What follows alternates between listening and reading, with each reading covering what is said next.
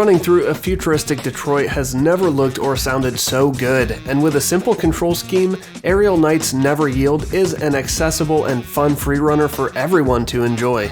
Hey guys, it's Cody with Indie Game Pulse. If you want to find the newest and best indie games and hear genuine reviews from an indie game fanatic like yourself, click subscribe and the notification bell to make sure you don't miss another video. Let's get into it. Never Yield is a 3D side-scroller which throws you into the role of Wally as he runs through a muted, yet still colorful city of Detroit, constantly being chased by drones, police, and other figures, all the while running toward obstacles and walls that need to be overcome by either jumping, vaulting, sliding, or charging forward. These moves are mapped both to your D-pad and face buttons on a controller and to WASD on the keyboard. The nice thing about having both options on the controller is that you can hold the B button to constantly dash forward and use the D-pad to focus more on vaulting, jumping, and sliding.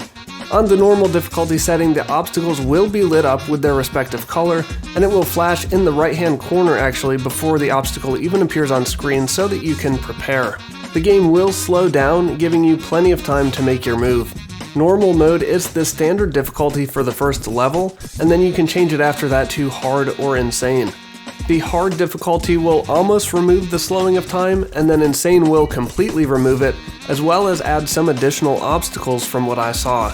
There's always a chapter timer on screen, which is a welcome addition and will be nice for those going back in, especially for a speedrun through the game. With every chapter you complete, and a few other achievements along the way, you'll also unlock new outfits to choose from as you make your way downtown.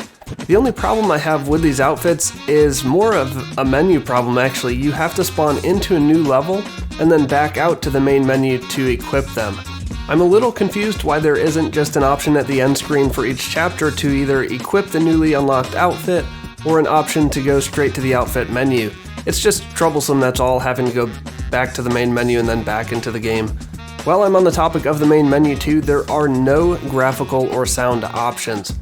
I really couldn't even tell you what resolution I was running the game on, to be honest. There's just no way to tell in the game. To be fair, I don't really think you need any sound options, as the soundtrack really covers it all, minus a few explosions and tire screeches, but that's okay because the soundtrack is great. We'll talk about that more in a minute. But I really think there do need to be some graphical options to toggle on and off, and definitely to change the resolution for those not playing on the newest PCs. For the gameplay, while Aerial Knight's Never Yield might look similar to other endless runner games, this one does have breakpoints or chapters, 13 of them to be exact, and each chapter has several checkpoints in the level so that when you inevitably die, you shouldn't be reset too far back. It seems as though the checkpoints do get further apart the deeper you get into the game, which is a nice way to gradually increase the difficulty and tension for the player. The obstacles also get closer together, meaning you'll need to string several actions together in close succession at times. I won't spoil anything, but there are a few levels even which change things up drastically and really make you think and consider your moves before making them.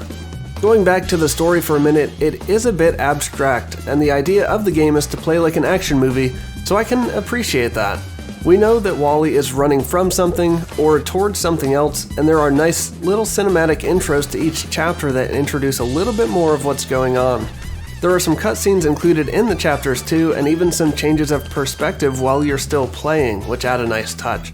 However, I do feel that the level design and gameplay can get a bit repetitive after some time. Sometimes it even felt like a level would be ending, and then you seemingly would enter another section of the map that very closely resembled an earlier section, almost to the point where it felt copy and pasted at times. However, because running through these sections is a bit easier the second time, you have more time to look around and enjoy the scenery and world building that, while simple, is still really enjoyable with the vibrant colors and fun art style.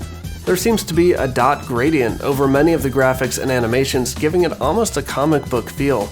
The extra effects like time slowing or cars skidding and blowing up around you really added to the feeling of being in an action movie, something like John Wick or Die Hard even, just without the guns and cheesy lines. And the hip-hop soundtrack and beats, guys, I have to say that the music goes extremely well with the gameplay, and it added to the atmosphere of the city and areas you explore very nicely.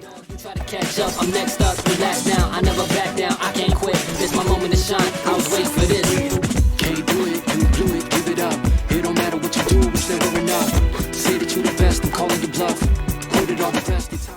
A lot of times soundtracks kind of blend into the background of a game, but for one like Aerial Knight's Never Yield, with a somewhat vague, imaginative story and no dialogue, the fact that the upbeat and jazzy soundtrack is up front and center is just sublime. It seems that Neil, the developer of the game, worked closely with Daniel Wilkins in crafting the soundtrack, and you can tell from the lyrics that the soundtrack was handmade for this game alone. I've included a link below in the description to listen to a couple songs already available on Bandcamp, and the full album will be available for purchase when the game is released on May 19th.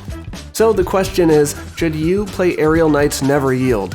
I do recommend it. While I would put this in more of a casual category of games, you certainly can step up the difficulty and sprint forward to make things more challenging. I know some of you out there will gripe about spending $12 on a game that lasts only around an hour and a half the first time through, but just remember that's what we used to pay to go to the movies, and often you really didn't get your money's worth out of those. I think the price is fair, and you can even make your popcorn at home now and save yourself $8, and your kids can even play for free too.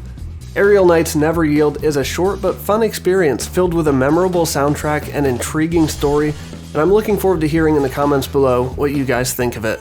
That's gonna do it, guys. Thank you very much to my 762 subscribers for your support, and I look forward to getting to know more of you soon. For more top indie game countdowns and reviews, check out the videos on your screen now, and I'll see you on the other side.